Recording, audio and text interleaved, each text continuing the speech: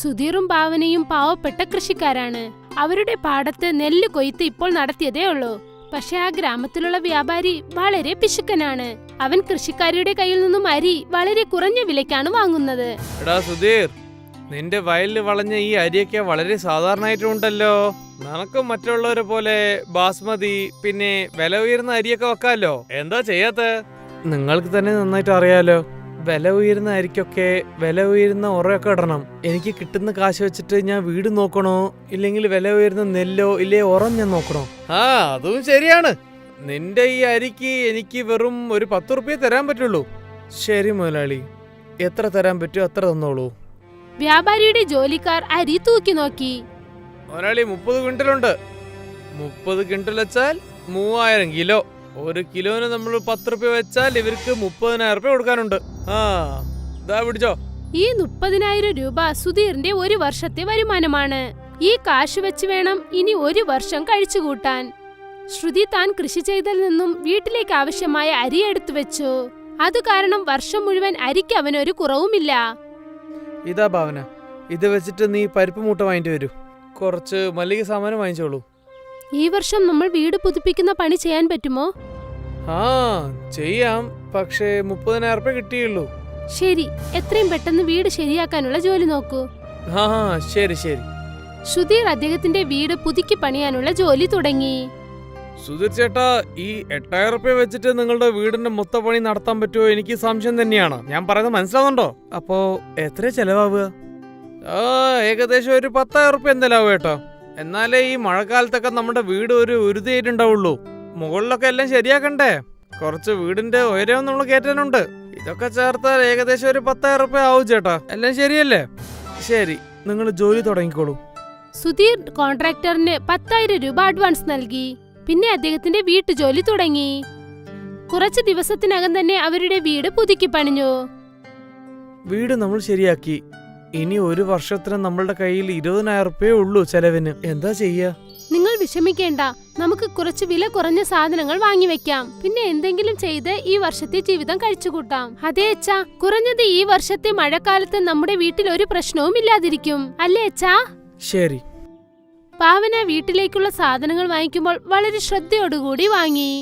അത് കാരണം അവർ ആഴ്ചയിൽ 1-2 ദിവസം മാത്രമാണ് നല്ല ആഹാരം ഉണ്ടാക്കി കഴിച്ചത്. ഭാവന, നാളെ ഞായറാഴ്ചല്ലേ, നീ ഗോസലിയുണ്ട് സബ്ജി ഉണ്ടായിക്കോളൂ. ഇല്ല ഇല്ല, ഇപ്പോഴേക്കും മുട്ടക്കോസിന്റെ വില വളരെ അധികമാണ്. ഇന്ന് നമുക്ക് സാധാരണ ആഹാരം ഉണ്ടാക്കി കഴിക്കാം. ശരി, നിനക്ക് എന്താ ശരി വെച്ചാ ചെയ്തോളൂ. കാശില്ലാത്തത് കൊണ്ട് ഭാവന സാധാരണ ആഹാരമാണ് ഉണ്ടാക്കിയത്. പിന്നെ സുധീറും സോണയും ഒന്നും പറയാതെ ആ ആഹാരം കഴിച്ചു. അവർക്ക് അവരുടെ വീട്ടിന്റെ അവസ്ഥ നല്ലോണം അറിയാമായിരുന്നു. പിന്നെ വീണ്ടും സുധീർ തന്റെ പാടം മുടാൻ തുടങ്ങി. എന്നിട്ട് കൃഷി ചെയ്യാൻ തുടങ്ങി. ഇപ്പോൾ സോണയും തന്റെ സ്കൂളിലേക്ക് പോയി തുടങ്ങി. ഇങ്ങനെ ചെയ്ത് 10 മാസങ്ങൾ കടന്നുപോയി. അടുത്ത കൃഷി കൊയ്ത്ത് നടത്താൻ ഇനിയും 2 മാസങ്ങളെ ബാക്കിയുള്ളൂ. ഒരു ദിവസം സോണി വീട്ടിലേക്ക് വന്നു. അമ്മേ, 2 ദിവസത്തിനു ശേഷം എന്റെ സ്കൂളിൽ നിന്നും പിക്നിക് പോകുന്നു, അടുത്ത ഗ്രാമത്തിലേക്ക്. എല്ലാരും പോകുന്നു, ഞാനും പോകട്ടെ? മോളെ, നിനക്കറിയാമല്ലോ നമ്മുടെ വീട്ടിൽ പണത്തിന് എത്ര കഷ്ടമാണെന്ന്. അതുകൊണ്ട് നീ പിക്നിക് പോകാൻ കാശിന് എവിടേക്കാ പോകുന്നേ? അമ്മേ, എനിക്ക് കാശൊന്നും വേണ്ട, ഞാൻ വെറുതെ പോയിട്ട് ചുറ്റി നോക്കിട്ട് വരാം. മോള് പോയിട്ട് വരട്ടെ. നമ്മളാണെങ്കിൽ അവളെ എവിടെയും കൊണ്ടുപോയിട്ടില്ലല്ലോ. സുധീർ തന്റെ മകൾക്ക് 50 രൂപയുടെ നോട്ട് നൽകി. ഈ പൈസ കൊണ്ട് നീ എന്തെങ്കിലും ചെലവ് ചെയ്തോളൂ. ശരി അച്ഛാ. സോണി വളരെ സന്തോഷത്തോടെ സ്കൂളിലേക്ക് പോയി. വീട്ടിലെ കഷ്ടം നിങ്ങൾക്കും അറിയാവുന്നതല്ലേ, പിന്നെ എന്തിനാ സോണിക്ക് 50 രൂപ നൽകിയത്? നമ്മൾ എങ്ങനത്തെ ഒരു അച്ഛനമ്മയാണ്? നമ്മുടെ കൊച്ചിന് നമ്മളെ കൊണ്ട് ഒന്നും ചെയ്യാൻ പറ്റുന്നില്ലല്ലോ. കൊച്ചിന് നമ്മളെ പിക്നിക്കിങ്ങിൽ അയക്കണ്ടേ? അതുകൊണ്ടാണ് ഞാൻ ചെലവിന് 50 റുപ്യ അവളെടുത്ത് കൊടുത്തത്. പക്ഷെ നമ്മുടെ മകൾ വളരെ ബുദ്ധിശാലിയാണ്. അവൾ നിങ്ങൾ കാശ് നൽകിയില്ലെങ്കിലും മനസ്സിലാക്കുമായിരുന്നു, വിഷമിക്കില്ലായിരുന്നു. എനിക്കറിയാം, പക്ഷേ അവളൊരു കൊച്ചല്ലേ. അവൾക്കും അത് കഴിക്കണം ഇത് കഴിക്കണം എന്നൊരു ആഗ്രഹം ഉണ്ടാവില്ലേ? അതുകൊണ്ടാണ് ഞാൻ അവൾക്ക് പൈസ കൊടുത്തത്. ഒരു പ്രാവശ്യമെങ്കിലും അവളുടെ ആഗ്രഹം നിറവേർത്തണ്ടേ? ശരി എന്നാ. 2 ദിവസത്തിനു ശേഷം സോണി അവളുടെ കൂട്ടുകാരോടൊപ്പം പിക്നിക് പോയി. അവിടെ അവളുടെ എല്ലാ കൂട്ടുകാരും സന്തോഷത്തോടെ കളിച്ചു. അവർക്ക് ഇഷ്ടമുള്ളതൊക്കെ കഴിച്ചു. സോണി വാ, അവിടെ നോക്ക്, നല്ല പാനിപൂരി. ഇല്ല ഇല്ല, എനിക്കൊന്നും വേണ്ട, നിങ്ങൾ ചെന്ന് കഴിച്ചോളൂ. എന്ത് പെൺകുട്ടിയാ നീ? പാനിപൂരി പോലും വേണ്ടെന്ന് പറയുന്നു. സോണിക്കും പാനിപൂരി കഴിക്കാൻ ഇഷ്ടമാണ്. പക്ഷേ അവളുടെ കയ്യിൽ വളരെ കുറച്ച് കാശുണ്ടെന്ന് അവൾക്കറിയാം. അതുകൊണ്ട് അവൾ അത് ചെലവ് ചെയ്യാൻ ആഗ്രഹിച്ചില്ല. ഈ കാശ് കൊണ്ട് നമ്മുടെ വീട്ടിലേക്ക് വേണ്ടി എന്തെങ്കിലും വാങ്ങിക്കൊണ്ടു പോണം. അച്ഛനമ്മയോടൊപ്പം ചേർന്ന് കഴിക്കാം. അപ്പോഴാണ് സോണിയുടെ ശ്രദ്ധയിൽ അവിടെ മുട്ടക്കോസ് വിൽക്കുന്ന ഒരു കട കണ്ടത്. അച്ഛനും മുട്ടക്കോസ് എന്ന് വെച്ചാൽ ഒരുപാട് ഇഷ്ടമാണ്. പിന്നെ നമ്മളത് കഴിച്ചിട്ട് ഒരുപാട് മാസങ്ങളായി. ഇന്ന് ഞാൻ തീർച്ചയായും ഈ മുട്ടക്കോസ് വീട്ടിലേക്ക് വാങ്ങിക്കൊണ്ടു പോകും. അണ്ണാ, ഈ മുട്ടക്കോസ് എത്ര രൂപയാ? 60 റുപ്യാണ് മോളെ. പക്ഷെ എന്റെ കയ്യിൽ 50 രൂപയേ ഉള്ളൂ. പക്ഷെ എന്റെ അച്ഛന് മുട്ടക്കോസ് എന്ന് വെച്ചാൽ ഒരുപാട് ഇഷ്ടമാണ്. ശരി മോളെ, നീ 50 റുപ്യ തന്നിട്ട് ഈ മുട്ടക്കോസ് എടുത്തിട്ട് പോയിക്കോ. സോണി സന്തോഷത്തോടെ ആ മുട്ടക്കോസുകാരന്റെ കയ്യിൽ 50 രൂപ നൽകിയിട്ട് ആ മുട്ടക്കോസ് വാങ്ങി. സോണിയുടെ എല്ലാ കൂട്ടുകാരും വള, കമ്മൽ എല്ലാം വാങ്ങി. പക്ഷേ സോണി മുട്ടക്കോസാണ് വാങ്ങിയത്. അതെടുത്തുകൊണ്ട് സോണി വീട്ടിലേക്ക് വന്നു. ഇതാ അമ്മേ. അല്ല, എന്താ അത്? അച്ഛൻ 50 രൂപ നൽകിയില്ലേ, അതിന് ഞാൻ മുട്ടക്കോസ് വാങ്ങിക്കൊണ്ടുവന്നു. നമുക്ക് എല്ലാവർക്കും ഒന്നിച്ചു കഴിക്കാം. അവർ രണ്ടുപേർക്കും തന്റെ മകളെക്കുറിച്ച് ആലോചിച്ച് വളരെ സന്തോഷം തോന്നി. ഭാവന കിച്ചണിനകത്തേക്ക് ചെന്നു. ഈ മുട്ടക്കോസ് വെച്ച് തോരൻ ചെയ്യാനോ അതോ പക്കോട ചെയ്യാനോ, അത് രണ്ടും ഇവർക്ക് ഇഷ്ടമാണല്ലോ. നമ്മുടെ കയ്യിൽ 2 മുട്ടക്കോസ് ഉണ്ടായിരുന്നെങ്കിൽ നന്നായിരുന്നേനെ.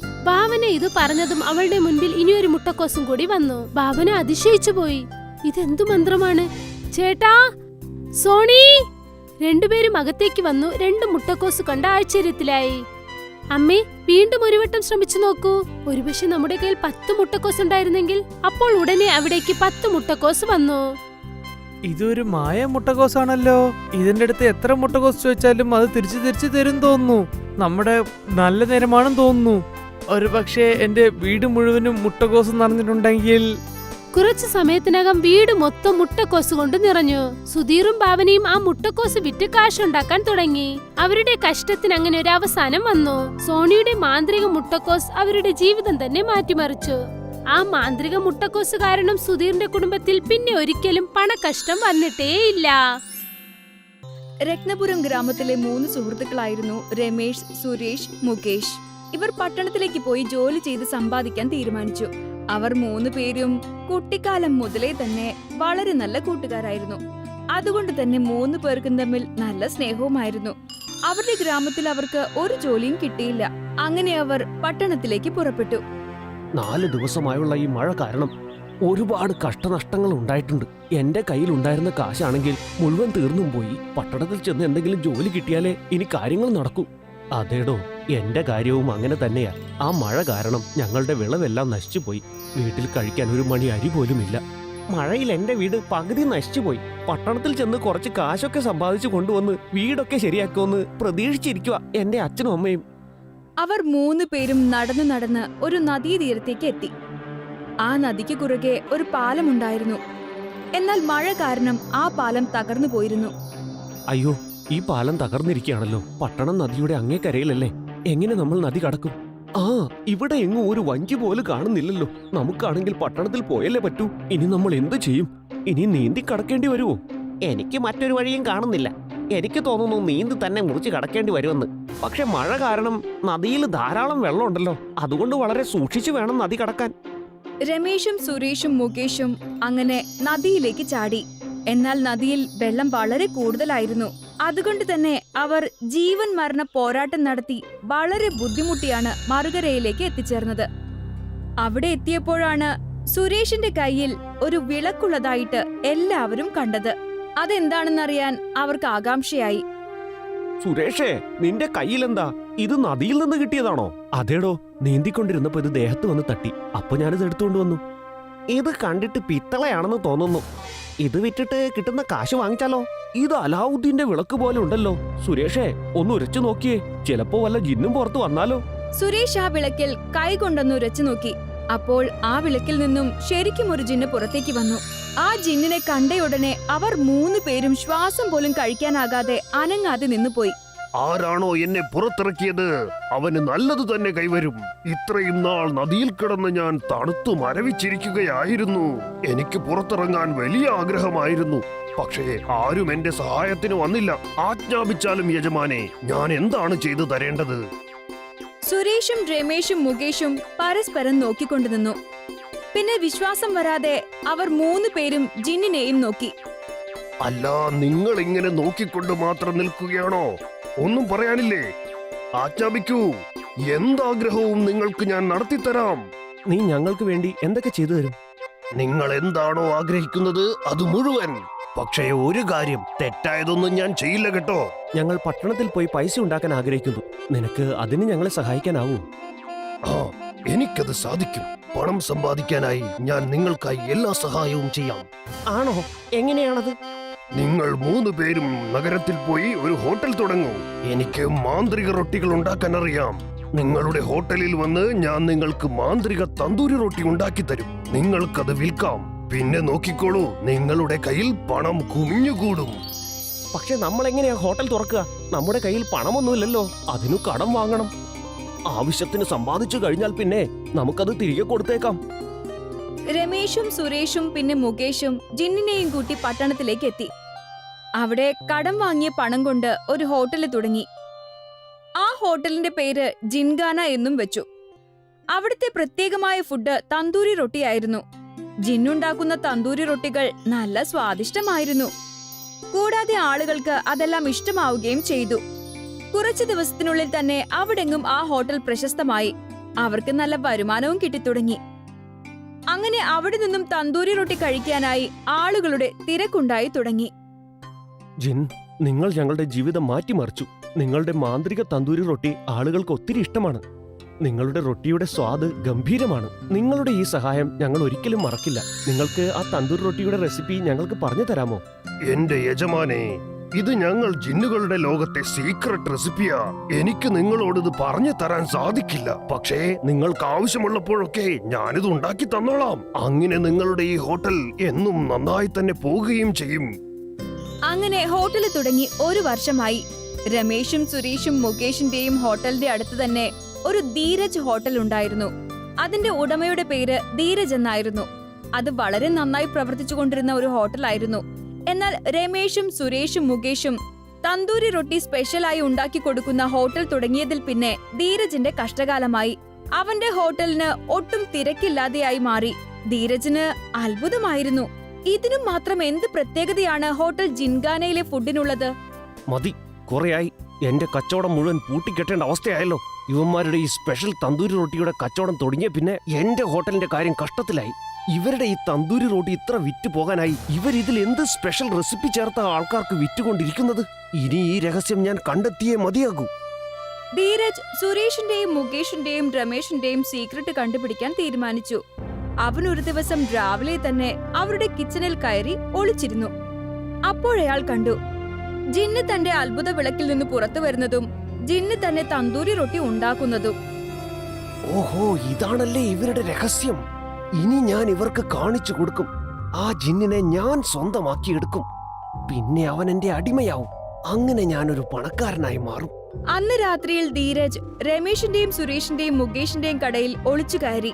ജിന്നിന്റെ മാന്ത്രിക വിളക്ക് അവിടെ നിന്നും തട്ടിയെടുത്ത് സ്വന്തം ഹോട്ടലിലേക്ക് പോയി. ഇനി കാണാം കാര്യങ്ങൾ. ധീരജ് ആ വിളക്കിൽ ശക്തമായി തടവി. എന്നാൽ അതിൽ നിന്നും ജിന്ന് പുറത്തേക്ക് വരുന്നതിന് പകരം തീയാണ് വന്നത്. അവന്റെ ഹോട്ടൽ മുഴുവനും തീ ആളിക്കത്താൻ തുടങ്ങി. അവൻ ഉടനെ തന്നെ ആ വിളക്ക് അവിടെ ഉപേക്ഷിച്ചിട്ട് പേടിച്ച് രമേഷിന്റെയും സുരേഷിന്റെയും മുകേഷിന്റെയും കടയിലേക്ക് ഓടി. രക്ഷിക്കണേ, രക്ഷിക്കണേ, തീ പിടിച്ചേ, തീ പിടിച്ചേ, രക്ഷിക്കണേ. ആ കരച്ചിൽ കേട്ട് അവർ 3 പേരും ഓടി വന്നു. എന്നിട്ട് ആ തീയിലേക്ക് വെള്ളമൊഴിച്ചു. എന്നാൽ എത്രയൊക്കെ വെള്ളമൊഴിച്ചിട്ടും ആ തീ കെടുന്നുണ്ടായിരുന്നില്ല. അത് കണ്ട മുകേഷ് ധീരജിനോട് പറഞ്ഞു, എടോ ധീരജെ, ഇത് എന്ത് കാരണമാ ഇത്രയും തീ വന്നത്? എന്ത് ചെയ്തിട്ടും കെടുന്നില്ലല്ലോടോ. ഇതൊരു പ്രത്യേകതരം തീയാണെന്ന് തോന്നുന്നു. ധീരജിന് അവരോട് സത്യം പറയാതെ വേറെ നിവൃത്തിയില്ലായിരുന്നു. അവരോട് എല്ലാ കാര്യങ്ങളും വള്ളിപ്പുള്ളി പോലും വിടാതെ പറഞ്ഞുകൊടുത്തു. അവരുടെ അത്ഭുത വിളക്ക് മോഷ്ടിച്ചത് മുതൽ എല്ലാ കാര്യങ്ങളും പറഞ്ഞു. അവർ 3 പേർക്കും ഒരു കാര്യം മനസ്സിലായി. ജിന്ന് ദേഷ്യപ്പെട്ടിരിക്കുന്നത് കൊണ്ടാണ് ധീരജിന്റെ ഹോട്ടൽ ഇങ്ങനെ കത്തിക്കൊണ്ടിരിക്കുന്നതെന്ന്. എടോ ധീരജെ, നിങ്ങൾ ഇങ്ങനെ ചെയ്യുമെന്ന് ഞങ്ങൾ കരുതിയില്ല. മോഷണത്തിനുള്ള ഫലം ഇത് തന്നെയായിരിക്കും. നിക്ക്, ഞാൻ പോയി ആ ജിന്നിന്റെ ദേഷ്യം തണുപ്പിക്കാൻ നോക്കട്ടെ. സുരേഷ് പെട്ടെന്ന് തന്നെ ഓടി ധീരജിന്റെ ഹോട്ടലിനകത്തേക്കെത്തി. എന്നിട്ട് ജിന്നിന്റെ അത്ഭുത വിളക്കെടുത്ത് പുറത്തേക്കെത്തി. എന്നിട്ട് ജിന്നിനെ വിളിച്ച് ശാന്തനാകാൻ പറഞ്ഞുകൊണ്ടേയിരുന്നു. അവർ 3 പേരും അങ്ങനെ പറഞ്ഞ് ജിന്ന് ശാന്തനായി മാറി. ജിന്ന് ശാന്തനായി മാറിയതോടെ ധീരജിന്റെ ഹോട്ടലിലെ തീയും അണഞ്ഞു. അതോടെ അത്ഭുത വിളക്കിലേക്ക് ജിന്ന് വീണ്ടും കയറി. ആ വിളക്കും കൊണ്ട് സുരേഷ് തങ്ങളുടെ ഹോട്ടലിലേക്ക് തിരിച്ചുപോയി. അതോടെ ധീരജിന് മനസ്സിലായി മറ്റുള്ളവരുടെ നന്മ നമുക്കൊരിക്കലും മോഷ്ടിക്കാനാവില്ലെന്ന്. കൂടാതെ തന്റെ ഹോട്ടലിൽ അയാൾ കുറച്ചുകൂടെ അധ്വാനിച്ചു ജീവിക്കാൻ തീരുമാനിച്ചു. രമേശും സുരേഷും മുകേഷും ജിന്നിന്റെ സഹായത്തോടെ സുഖമായി ജീവിച്ചു.